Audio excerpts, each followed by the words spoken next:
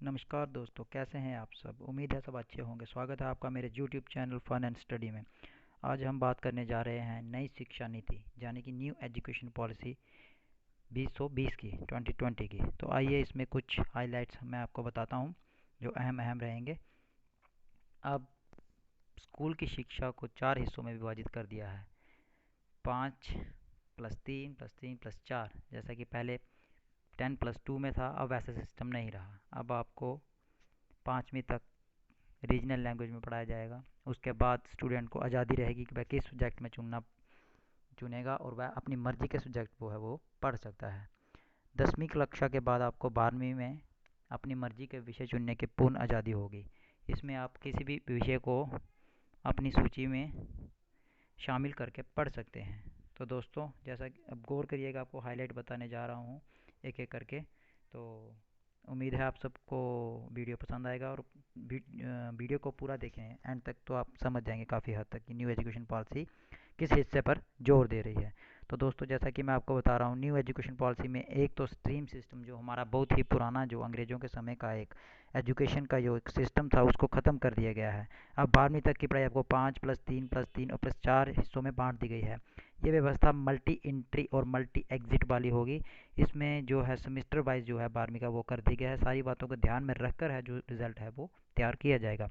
अब आर्ट्स का जो छात्र है वो बायोलॉजी की पढ़ाई कर सकता है, और जो हिस्ट्री का छात्र है वो हिंदी भी रख सकता है, और साइंस के साथ वो हिंदी भी पढ़ सकता है। अब अंग्रेजी में पढ़ाई की अनिवार्यता भी नहीं रहेगी। आप चाहे तो हिंदी मीडियम में भी पढ़ सकते हैं। तो बात करो दोस्तों 10+2 के बाद की, तो कॉलेज में भी आपको पूर्ण आज़ादी दे दी गई है। पहले होता था कि जैसे कोई बच्चा एडमिशन लेता था तो पहले साल वो किसी कारणवश पूरी नहीं कर पाता था पढ़ाई, तो वो निकल जाता था।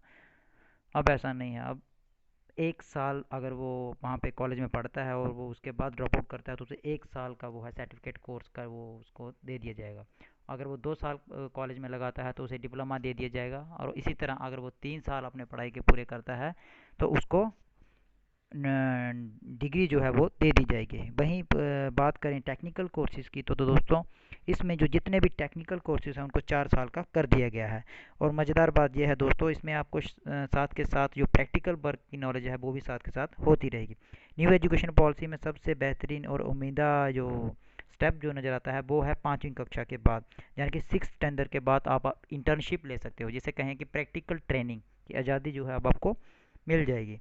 इसमें आपको कहीं भी, मतलब जिस विषय में आपकी गहन रुचि है उसके ऊपर अगर आप प्रैक्टिकल नॉलेज लेना चाहते हैं, तो दोस्तों आपको 6वीं कक्षा के बाद आराम से इस विषय पर आज़ादी रहेगी कि आप इंटर्नशिप जो है वो ले सकते हैं। वो चाहे किसी इंडस्ट्री में हो, किसी हॉस्पिटल में हो, या कहीं भी हो, ऐसी व्यवस्था अब बना दी गई है। तो बात करें दोस्तों इसमें हायर एजुकेशन की, तो एमफिल मास्टर है जो फ़िलासफ़ी में, उसे वो है वो रद्द कर दिया गया है। यानी कि आज के बाद 2020 एजुकेशन पॉलिसी लागू होने के बाद एमफिल का अस्तित्व नहीं रहेगा। अब दोस्तों आप बीए एमए और टेट करने के बाद आप सीधा फाइनल कोर्स यानी कि पीएचडी में एडमिशन जो है वो ले सकते हैं। तो दोस्तों इसमें ख़ास बात यह है कि जो हमारी जो एजुकेशन रिफॉर्म जो हुआ है, ये 35 से 36 साल बाद लगभग हुआ है। और इसमें जोर दिया गया है कि आप पहले 5 साल है वो अंग्रेजी में ना पढ़कर अपनी लोकल लैंग्वेज यानी कि रीजनल लैंग्वेज, जहाँ कि हम बोल सकते हैं कि डोगरी हो गई जैसे जम्मू कश्मीर वालों के लिए, पंजाबी हो गई पंजाब वालों के लिए, तमिल हो गई तमिलनाडु वालों के लिए।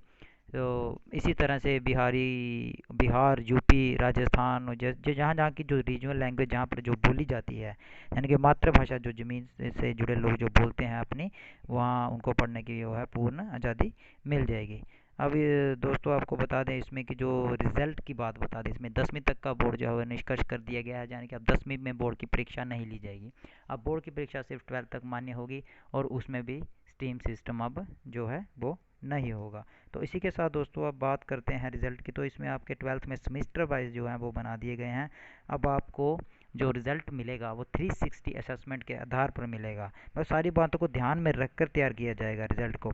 आप क्लास में कैसे हैं, आप क्लास में कैसे पढ़ते हैं, उसके रिलेटेड पूरी जानकारी, मतलब जो है इस खेल कूद में कैसे हैं, जैसे बात करें आपको करिकुलर एक्टिविटीज़ होती हैं, प्रैक्टिकल नॉलेज आपको कितना है, इन सब बातों को और ध्यान में रखकर कॉलेज में इसका रिज़ल्ट जो है आपको वो तैयार किया जाएगा।